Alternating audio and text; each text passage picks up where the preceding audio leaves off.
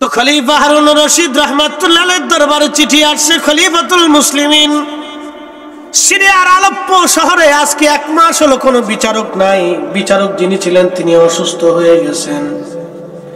বিচার যদি না হয় তাহলে চোর ডাকাত বেড়ে গেছে, খুনি সন্ত্রাসী বেড়ে গেছে, বিচারক বড় দরকার।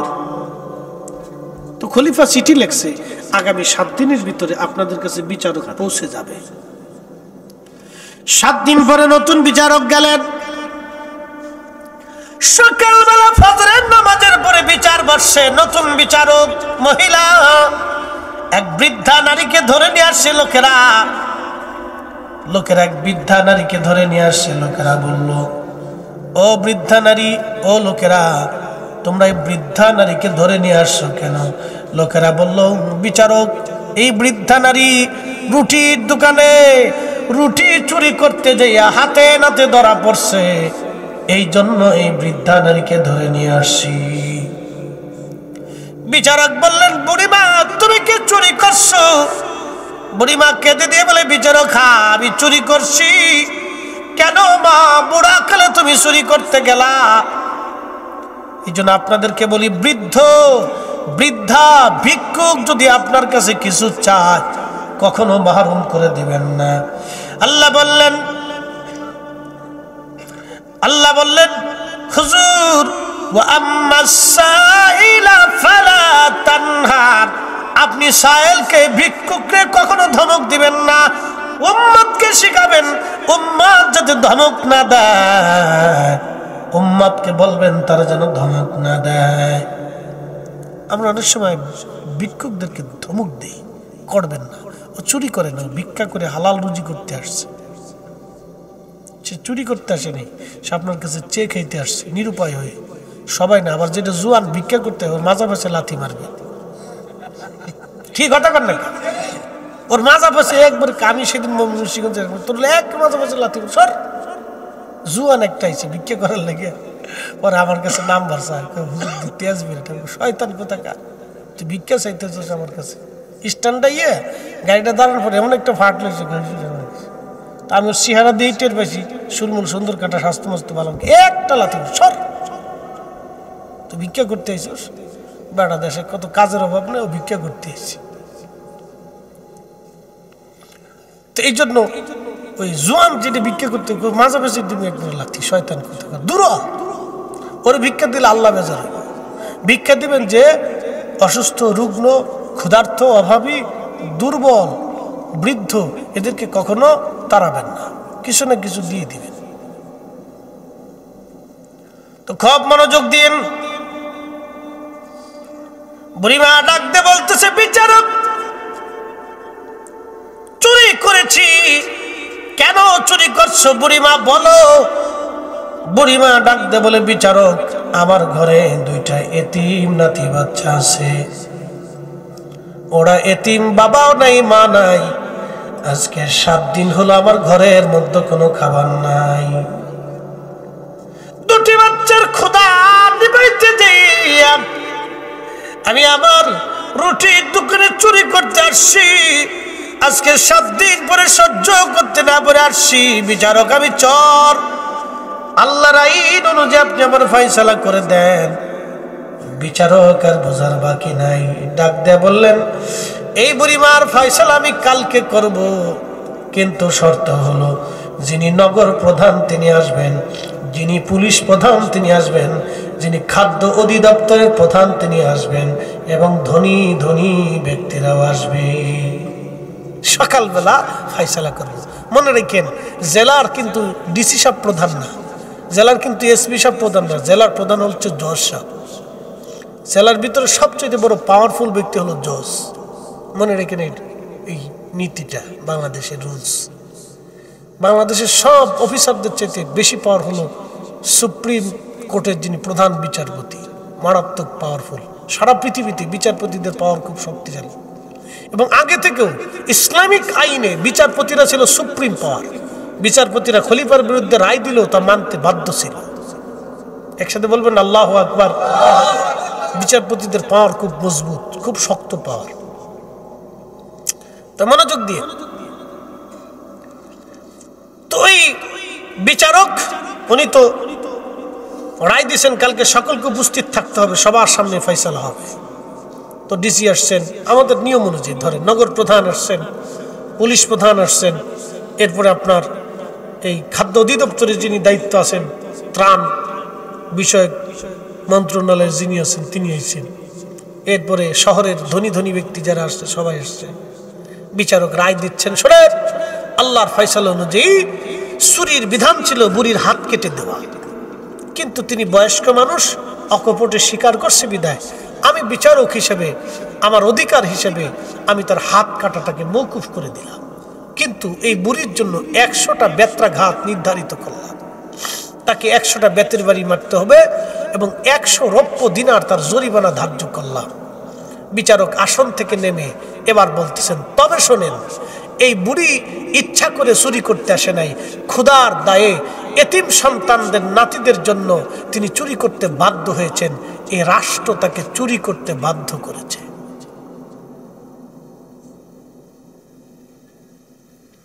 খলিফার দায়িত্ব ছিল এই বৃদ্ধ লোকের ঘরে খাবার পৌঁছে দেওয়া, বয়স্ক ভাতা পৌঁছানো, কিন্তু খলিফা এই বয়স্ক ভাতা দেয় নাই। এই জন্যে এই বেত্রাঘাতের প্রথম 20টা বাড়ি আমি খলিফার জন্য নিযুক্ত করলাম। আরো জোরে, না না দূর হইছে, জোরে কর, আরো জোরে। আর আমরা বিচার হলো টেবিলের নিচ দেখান দেখ ফাটাই দিস, তোর ভাবির কাছে দিয়ে আইস। ভাবি ফোন দেখে, শুনছ নি করিমের বাপ মল্লিক আইছিল দিয়ে গেছে, তুমি কিন্তু আবার অন্যদিকে উল্টাপাল্টা করো না, জায়গা মতো দিয়ে দিও।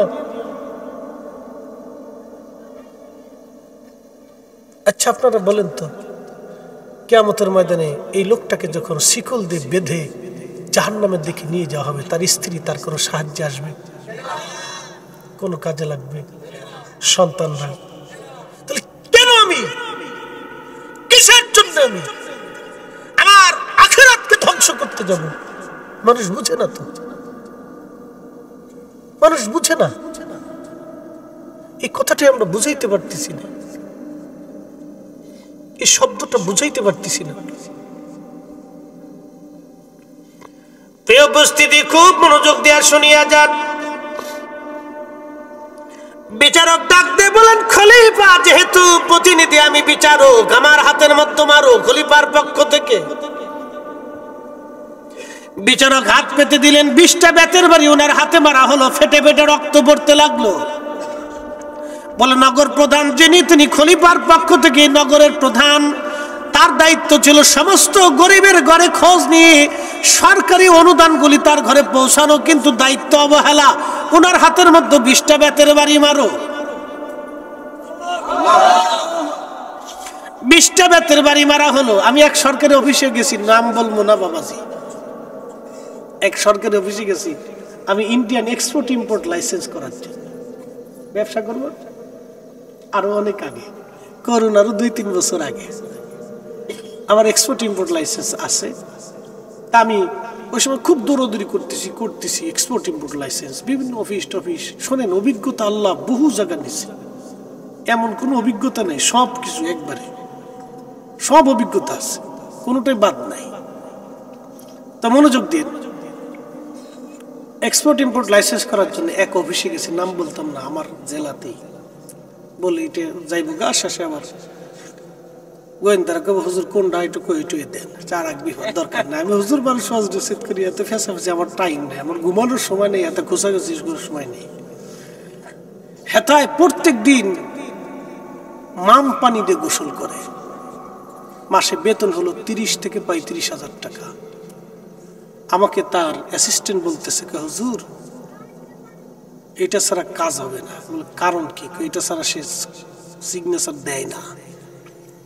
আমি বললাম যে এক্সপোর্ট ইম্পোর্ট লাইসেন্স করার জন্য আমার বৈধ জিনিস কাগজপাতি সব ওকে, এটা লাগবে, না দিলে হবে না।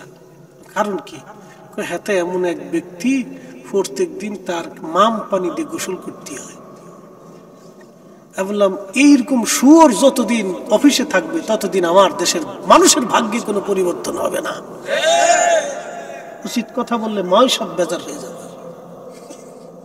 কারণ এই সমস্ত নিকৃষ্ট জীব যতদিন আমাদের মাথার উপরে থাকবে ততদিন আমরা শান্তি পাবো না। বাজেট কিন্তু রাষ্ট্র আমাদের জন্য ঠিকই করে, এই রাস্তা বানানোর জন্য বাজেট রাষ্ট্র ঠিকই করছে।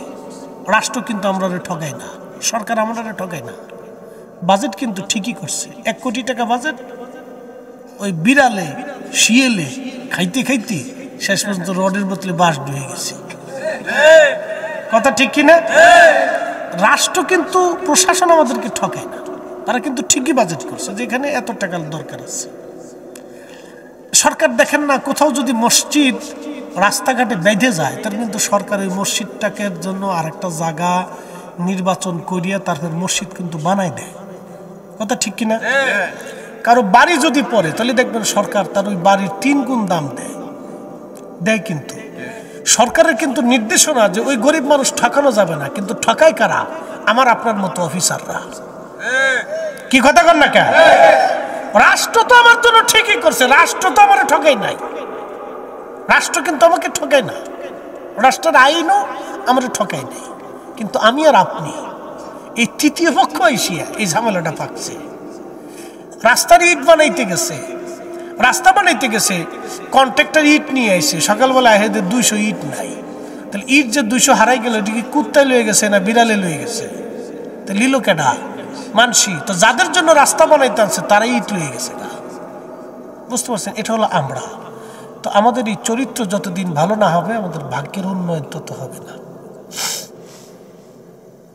এগুলো ওয়াজ নসিহত দিয়ে আমাদেরকে আসলে মানুষ সারা বাংলাদেশের ওয়াজ নসিহত দিয়ে এগুলো বুঝাইতে হবে। ওয়াজ মানে কোনো বিনোদন না, ওয়াজ হলো শিখে যাওয়ার জায়গা, বুঝে যাওয়ার জায়গা। কিন্তু এখন সমস্যা ছিল আমরা যে যত গান বেশি গাইতে পারবো সে তত ভালো বক্তা। এগুলো সমস্যাটা হয়েছে। মনে কিছু নিয়েন না।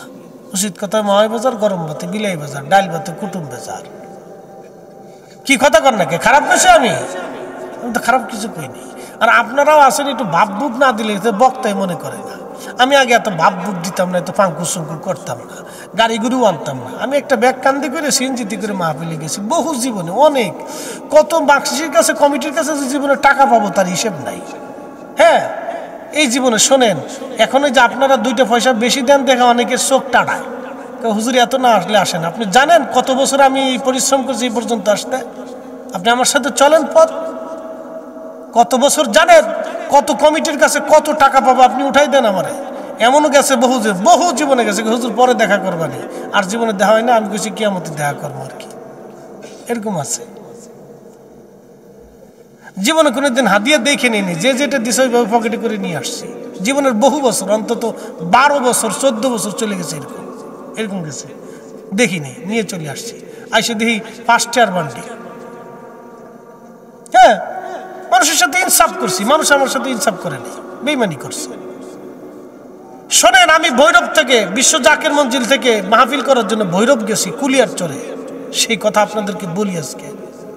সকালবেলা রওনা দিছি আমি, একটা ব্যক্তি, তখনকার দিনে গাড়ি করে এত ছিল না, রাত 8টার সময় পৌঁছাইছি। আমার সে হাদিয়া দিল 600 টাকা। বুঝতে পারছেন? আপনি বলেন তো, 600 টাকা হাদিয়া দিছে আমার। আমি কিছু বলিনি, আমি বললাম যে ভাই এটা কি হইল? হুজুর 8 টাকা নাই। আচ্ছা ঠিক আছে,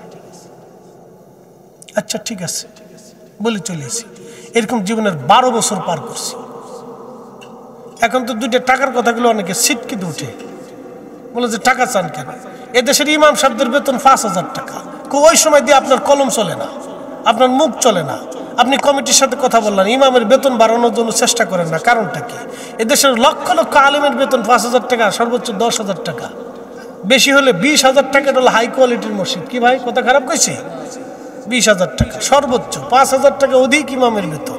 5,000 টাকা একজন মানুষের কি হয় বলেন তো? বাংলাদেশে কয়জন বক্তা টাকা পায়? গুনে গেতে আমরা সুন্নি জামাতের 10-12 জন, সর্বোচ্চ 20 জন নাহলে 25 জন।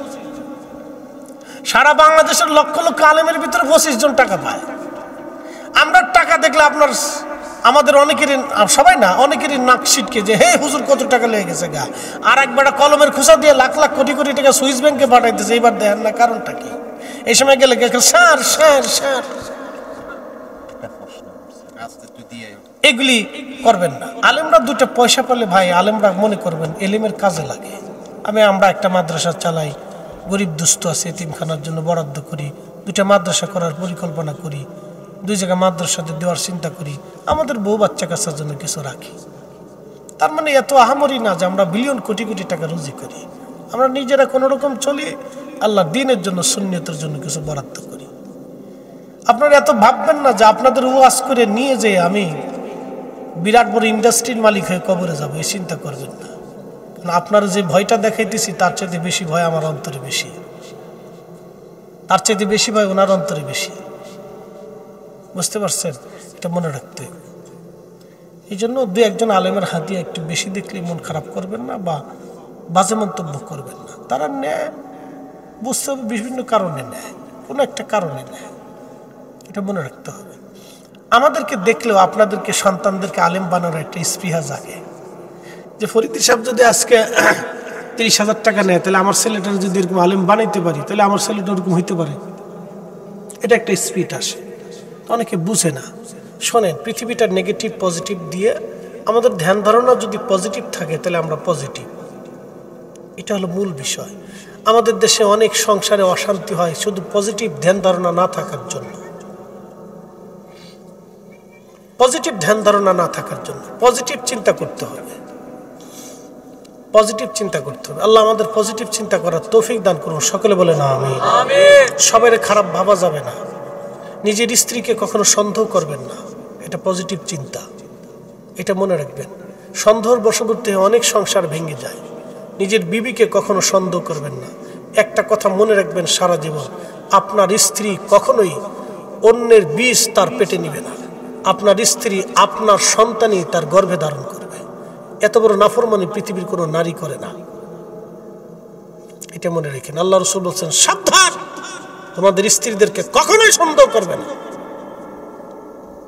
এটা আল্লাহ প্রদত্ত। নারীদের কলবের ভিতরে আল্লাহ এটা গাঁথিয়ে দেয়, নারীদের কলবে আল্লাহ পাক এটা গাইতে দেয়। এই জন্য কোনো নারীকে সন্দেহ করবেন না, মনে রাখবেন। সন্দেহ চোখে রাখবেন না। ভুল ত্রুটি বিচ্যুতি, খাওয়া দাওয়া চলাফেরা হতে পারে, কিন্তু ওই ধরনের সন্দেহ কখনো করে সংসারে অশান্তি বাঁধাবেন না। আল্লাহ আমাদের প্রত্যেকের তৌফিক দিক। সকলে বলেন আমিন। একসাথে জোরে বলি তো আল্লাহু আকবার। এগুলো কিছু পার্সোনাল কথা, আবার ইউটিউবে সাইডের নাম না।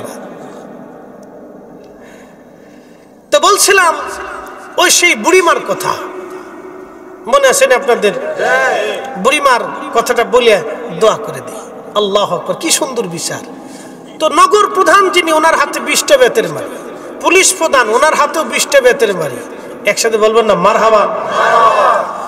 এবার বিচারক ডাক দিয়ে বললেন, খাদ্য অধিদপ্তরের যিনি, তার দায়িত্ব ছিল এই বুড়ির বাড়ি খাবার পাঠানো, কিন্তু তিনি তার দায়িত্ব অবহেলা করেছেন।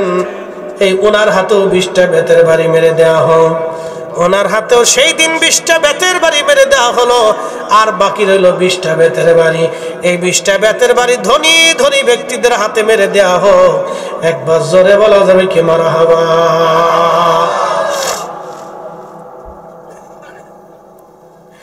বিচারক ডাক দিয়ে বললেন, 100 দিনার জরিমানা ধরেছি। খলিফার পক্ষ থেকে আমি 50 দিনার দিলাম, সবাই 50 দিনার করে দাও। এইরকম প্রায় 400 দিনার জমা হয়ে গেল। 400 দিনার জমা হয়ে যাওয়ার পরে 20 দিনার রুটির দোকানদারকে দেওয়া হলো, 100 দিনার কোষাগারে জমা করা হলো, আর বাকি 380 দিনার এই বুড়িমার হাতে দিয়ে বলা হলো, বুড়িমা, তোমার এতিম নাতি পুতি নিয়ে তুমি সংসার চালাবা। আগামী 1 মাসের মধ্যে খলিফার রাজ দরবারে হাজির হবা। খলিফার রাজ দরবার হাজির হওয়ার পরে প্রকাশ্যভাবে খলিফা তোমার কাছে ক্ষমা চাইতে বাধ্য। ওই বুড়িমা 1 মাস পরে হেঁটে হেঁটে রওনা দিল। সিরিয়ার আলেপ্পো থেকে ইরাকের বাগদাদ বহু রাস্তা অতিক্রম করে খলিফার রাজ দরবারে আসছে। বিরাট বড় রাজ দরবার। উনি যখন সিংহাসনের কাছাকাছি, তখন খলিফাতুল মুসলিমিন হারুনুর রশিদ উনি সিংহাসন থেকে নেমে হেঁটে হেঁটে বুড়িমার সামনে গেলেন। বুড়িমা তাকায় দেখলো আজকের যিনি খলিফা তিনি সেই দিনের বিচারক।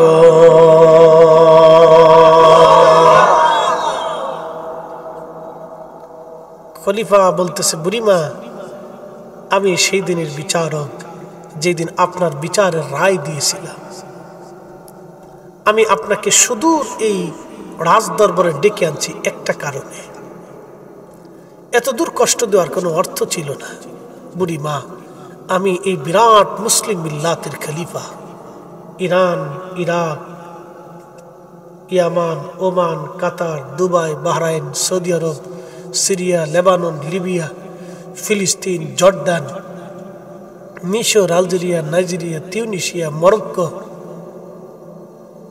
বিরাট অংশ খলিফা আমি, বিরাট পৃথিবীর এক খলিফা। কিয়ামতের ময়দানে আল্লাহর আদালতে আমি দাঁড়াবো। আপনি 60টা দিন ক্ষুধার্ত ছিলেন, আপনার এতিম বাচ্চাগুলি ক্ষুধার্ত ছিল। আমি জানি ফয়সালা তো করে দিছি, কিন্তু 60টা দিনের ক্ষুধার যন্ত্রণা তো আমি ফয়সালা করতে পারি নাই। বুড়িমা আল্লাহর আদালতে যদি আপনি আমার বিরুদ্ধে মামলা করেই বসেন, আমি খলিফা হারুন রশিদের জীবন বরবাদ হয়ে যাবে। আমি ভরা মজলিসে সবার কাছে ক্ষমা চাচ্ছি, এই জন্য আমি অনেক বড় খলিফা ভাবতে পারেন, কিন্তু আমি আপনাদের সেবক, ক্ষমা করে দিবেন। 60টা দিনের ক্ষুধার যন্ত্রণা আমি নিবারণ করতে পারি নাই, আমি ব্যর্থ খলিফা। আল্লাহর রাস্তে কিয়ামতের ময়দানে আপনি আমার বিরুদ্ধে মামলা করবেন না, আমি এই ক্ষমাটা আপনার কাছে চাচ্ছি। আপনি বলুন আজকে এই সবার সামনে দাঁড়াইয়া যে আপনি কি। আল্লাহু আকবার ওয়ালিল্লাহিল হামদু বিসমিল্লাহির রাহমানির রাহিম।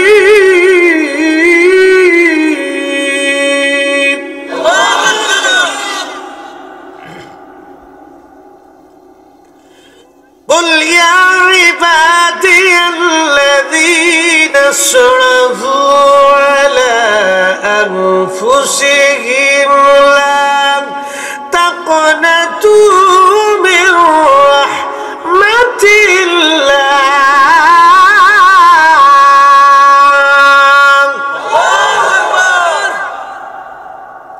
আর একটু চলবে 10টা মিনিট, সারা রাত্র ফজর পর্যন্ত ইনশাআল্লাহ থাকা লাগবে না, কিন্তু নেকি হয়ে গেছে। কথা সত্য, হ্যাঁ নেকি হয়ে গেছে। আপনি নিয়ত করার সাথে নেকি হয়ে গেছে। জুমার নামাজ পড়েননি? কারা কারা পড়েন না হাত উঁচা করেন। ঠিক আছে, আজকে আমার ছোট মুসল্লিরা কো আজকে হে তাবারক না থাকলে ওরা থাকে না, ওরা মনের দুঃখে চলে গেছে। লটপটে চটপটে কি রেখে না হাতে এলাম। আচ্ছা তো খুব মনোযোগ দেন, কিছু কিছু আছে ছোট ছোট মুসল্লিরা, মনোযোগ দিয়েন।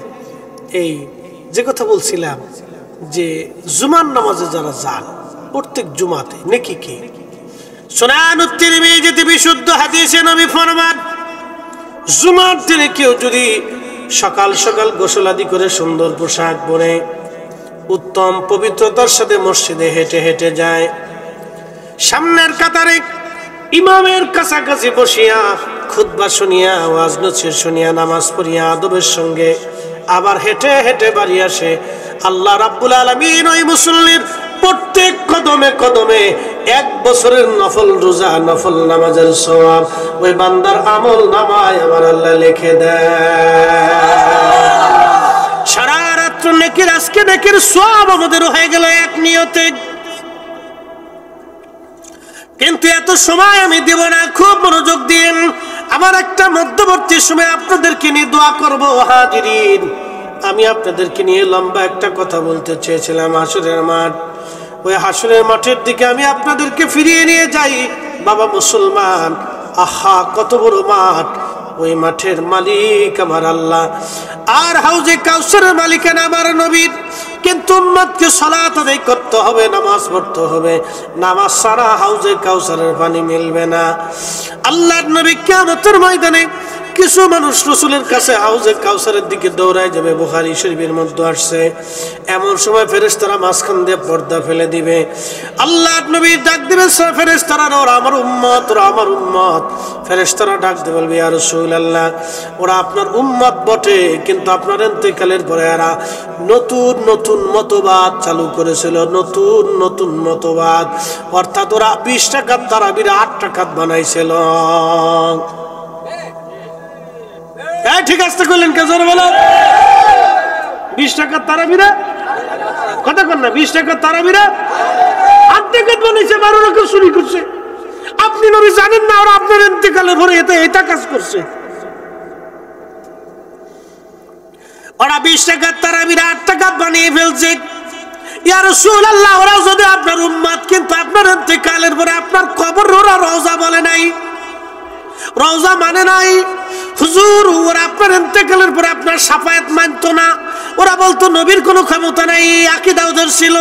ইয়া রাসূলুল্লাহ, আপনার ইন্তেকালের পরে ওরা আপনাকে মুর্দাহীন নির্জীব একটা প্রাণী মনে করত, আপনাকে আল্লাহ এক বিশেষ মর্যাদা দিয়েছে, ওরা এটা মানতো না। ইয়া রাসূলুল্লাহ, আপনার ইন্তেকালের পর ওরা নতুন নতুন মতবাদ চালু করেছে। ইয়া রাসূলুল্লাহ, ওরা আপনার ইন্তেকালের পরে বলছে আল্লাহ আকার, আল্লাহ নিরাকার না, আল্লাহকে আকার মনে করেছে। ইয়া রাসূলুল্লাহ, ইয়া হাবিবাল্লাহ, তো আল্লাহ কোরআনে বলছে লাইসা কামিসলিহি শাইউন, আল্লাহর কোনো মিসাল নাই, আল্লাহ মিসালহীন, উপমাহীন, তুলনাহীন, স্থানহীন, কালহীন। এবার আপনাদেরকে বুঝাই, অতীত, বর্তমান, ভবিষ্যৎ, এই কাল সৃষ্টি করছে কে? আল্লাহ। আলো অন্ধকার সৃষ্টি করছে কে? আল্লাহ। এগুলি থেকে আল্লাহ যুক্ত না মুক্ত? না না না, মুক্ত। আল্লাহ সৃষ্টি করছে, আল্লাহ কিন্তু সৃষ্টির আওতায় না, আল্লাহ হলো স্রষ্টা। আল্লাহ কি? এই কথাটা আপনাদের কাছে খুব ইম্পর্টেন্ট, গুরুত্বপূর্ণ, সবাই বুঝে যাবেন। আমি আস্তে আস্তে বুঝাইতে চাই, আল্লাহ নিরাকার, এটা বোঝানোর জন্য বুঝাচ্ছি। হায়াত মৌত সৃষ্টি করছে কে? তাহলে আল্লাহর কি হায়াত মৌত আছে? দুর্বলতা সৃষ্টি করছে কে? তাহলে আল্লাহ কি দুর্বলতা আছে? ঘুম সৃষ্টি করছে কে? আল্লাহর কি ঘুম আছে? খাওয়া দাওয়া সৃষ্টি করছে কে? আল্লাহ কি খাওয়া দাওয়া করে? যৌন চাহিদা, স্বামী স্ত্রীর যে একটা মিলনিক পদ্ধতি, এই ক্ষুধা, চাহিদা, মনস্কামনা সৃষ্টি করছে কে? তাহলে এগুলিকে আল্লাহর দরকার আছে। এই জন্য লামি আলি দলামি উলাদ, আমি আল্লাহ সৃষ্টি, আমি আল্লাহ জন্ম দেই না, জন্ম নেই না, আমি এগুলি থেকে পবিত্র। আল্লাহুস সামাদ, আমরা সবাই আল্লাহর মুখাপেক্ষী। আল্লাহ কি আমরার মুখাপেক্ষী? আমরা চাল ডাল দিলে আল্লাহর চলে, আমরা বিদ্যুতের বিল দিলে আল্লাহ চলে। তাহলে আল্লাহ কি আমরার মুখাপেক্ষী না আমরা আল্লাহর মুখাপেক্ষী? এই কথা বুঝছেন? তাহলে আল্লাহ লাইসা কামিসলিহি শাইউন, আল্লাহর মিসাল নেই, উপমাহীন, তুলনাহীন, শুরু নাই, শেষ নাই। আমাদের শুরু আছে, শেষ আছে। দৈর্ঘ্য প্রস্থ সৃষ্টি করছে কে? দূরত্ব সৃষ্টি করছে কে? গতি সৃষ্টি করছে কে? তাহলে আল্লাহর গতি নেই, আল্লাহ গতি থেকে মুক্ত। কথা কন না কেন? তাহলে আল্লাহ ব্যাস, ব্যাসার্ধ, ওজন, দখল, জায়গা দখল সবকিছু থেকে আল্লাহ মুক্ত। এই জন্য আল্লাহ আকার না নিরাকার? এটার নাম কি? Tissue box. এটার নাম কি? এটা দৈর্ঘ্য, প্রস্থ, ব্যাস, ব্যাসার্ধ, জায়গা, ওজন আছে না নাই? তাহলে আল্লাহ যদি আকার হয়, তাহলে টিস্যু বক্সের মতো না, মানুষের মতো না, পাহাড়ের মতো না, চাঁদের মতো না, সূর্যের মতো না, নক্ষত্রের মতো না, আসমানের মতো না, গাছের মতো না, মাছের মতো? তাহলে আল্লাহ কার মতো? আল্লাহ বলছে লাইসা কামিসলিহি শাইউন, আমি কারো মতো না, কেউ আমার মতো না, আমি আল্লাহ মিসালহীন, তুলনাহীন, উপমাহীন। এই জন্য সৃষ্টি একমাত্র আকার, আর একমাত্র স্রষ্টা তিনি হচ্ছেন নিরাকার। এই জন্য যারা আল্লাহকে আকার মনে করে সেজদা দিবে, ও কিয়ামতের ময়দানে আল্লাহর নবীর সামনে পর্দা পড়ে যাবে। রাসূল বলবে ওরা আমার উম্মত, ফেরেশতারা বলবে ইয়া রাসূলুল্লাহ, ওরা নতুন নতুন মতবাদ চালু করেছিল, ওরা বেদাতি ছিল, ইয়া রাসূলুল্লাহ, ওদেরকে আজকে জায়গা দেওয়া হবে না। আল্লাহর নবী তখন বলবে সুকান লিমান গায়রা বাদি, দূর হয়ে যা বেদাতির দল, দূর হয়ে যা শয়তানের দল, তোরা নতুন নতুন মতবাদ আবিষ্কার করেছিলি, আজকে আমি রাসূলের দপ্তরে তোদের কোনো জায়গা নাই, দূর হ, দূর হ, দূর হ। সেই দিন হাউজে কাউসারের পানি এই বেদাতির দল হয়তো না। বেদাতি কি আমরা না হেরা? এই কথা কর না কেন? আমরা না হেরা? কথা বুঝে যেতে হবে, বুঝে যেতে হবে। এই জন্য আল্লাহর কোরআন বলতেছে وتسود وجوه فأما الذين اسودت وجوههم اكفرتم بعد ايمانكم আল্লাহ বলবে বান্দারা তোদের চেহারা মলিন কেন মলিন হয়ে বসে আছিস কেন এক দলের চেহারা থাকবে মলিন তারা কারা হুম আহলুল বিদআ ওয়াল গুমরাহ তারা বেদাতি দল গুমরাহি দল কি দল গুমরাহি বেদাতি তো তারাবির নামাজ কি 8 রাকাত আমরা বানাইছি না হেরা তাহলে বেদাতি কি আমরা না হেরা বেদাতি কি আমরা না হেরা এই তো বুঝে গেছে বেদাতি কারে কয় হাজীগঞ্জের মুসলমান খুবই মনে আর 10 মিনিট চলবো 10 মিনিট কিন্তু হয়ে গেছে গা চলবো আর 10 মিনিট হইব তাহলে একসাথে বলেন তো আল্লাহু আকবার না কেউ যদি উঠেন তাহলে আর আমি সালামো না কারণ কথা তো গুরুত্বপূর্ণ রাত যত বেশি হোক রাত 1:45 বাজতেছে বাজুক কি অসুবিধা নাই সারা রাত করতেছি না আমি গুরুত্বপূর্ণ কথা বলতেছি কারণ এগুলো আমাদের বোঝার দরকার ওরা বুঝে না ওরা মনে করছে আমরা দুনিয়াতে কিয়ামত পর্যন্ত বাইসে থাকবো এই সুযোগ নাই একদিন মাটির ভিতরে হবে ঘর রে মন আমার কেন বান্ধ দালান ঘর আল্লাহ বলেন তোদের চেহারা মলিন কেন বেদাতির দল অতসওয়াদু উজুহ মলিন হয়ে বসে থাকে বিরাট দুঃখ চিন্তিত পেরেশান আপনি জানেন এই যে কালকে দেখছেন খবরে ওই যে নোয়াখালী সুবর্ণচরের এক গৃহবধূকে ওরা নির্বাচনের রাত্রে ধর্ষণ করছিল জজ সাহেব ওদের ফাঁসির আদেশ দিছে একসাথে বলবেন আলহামদুলিল্লাহ আপনারা খুশি হয়েছেন না খালি ফাঁসি আবার কয়েকদিন আগে দেখলাম এই জাহাঙ্গীরনগরে এক গৃহবধূ ধর্ষিত হয়েছে ওদেরকেও ফাঁসি দিতে হবে কথা কোন ঠিক কিনা ওরা মানুষ না ওরা শুয়োরের চাইতে নিকৃষ্ট ওরা মানুষ হতেই পারে না আল্লাহর নবী এইগুলিকে কবর দেওয়ার জন্য রাসূল এসেছিলেন সাহাবায়ে کرام এইগুলিকে কবর দেওয়ার জন্য এসেছিলেন আমরা এইগুলিকে কবর দিতে চাই কথা বলেন ঠিক কিনা আদালত যে আদালত এটাকে ফাঁসি রায় দিয়েছে দ্রুত গতিতে ফাঁসি কার্যকর করতে ওদের চেহারা দেখবেন এক একটা শুয়োরের মতো হয়ে গেছে চিনতে কে অকাম করার সময় তোদের মনে ছিল না তোদের মা বোন নাই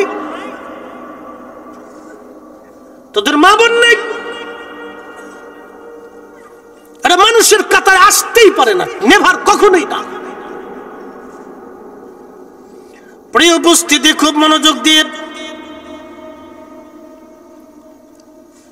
আল্লাহ পাক কিয়ামতের ময়দানে এই মানুষগুলি মলিন হয়ে বসে থাকবে আল্লাহ বলে বেদাতির দল মলিন কেন আকাফারতুম বাদা ঈমানিকুম ঈমান আনার পরে তোরা বেঈমান হয়েছিলি ফাযুকুল আযাবা বিমা কুনতুম তাকফুরুন আজকে তোরা জাহান্নামে চলে যা তোদের আজকে আমি আল্লাহর দরবারে কোনো জায়গা হবে না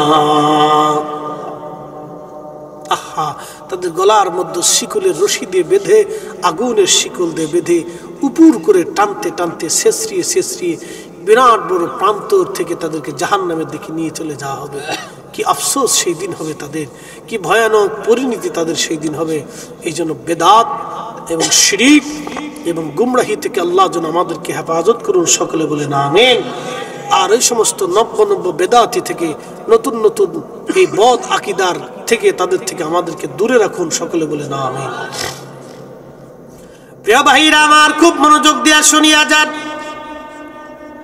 ওই হাসরের মাঠ বিরাট বড় মাঠ এই মাঠ নিয়ে আলোচনা করতেছিলাম ওয়াজ আমার শেষ ওই আরশে মুআল্লার নিচে আরো কয়েক শ্রেণীর বান্দার জায়গা হবে তার ভিতরে এক নম্বর আর একজন দুনিয়াতে যারা ন্যায় বিচার করে মারহাবা কবেন না কি বিচার মানে আমাদের দেশে অনেকে বিচার সালিশ করে মুইতে পারি না কথা কই লাভ নাই দুঃখজনক কথা বিচারে বসে পেশাব করে পানি লইছে না যে বেটা পেশাব করে পানি লয় না এটা আল্লাহর ভয় করে না তার মরণের চিন্তা নাই কিন্তু জানে না সে তার একটু চিন্তা নেই যে আগামী মুহূর্তে সে মারা যাবে এই চিন্তা নাই যদি চিন্তা থাকতো তাহলে সে পেশাব করে পানি লইত। হাজীগঞ্জবাসী খুবই মনোযোগ দিয়ে শুনিয়া যান।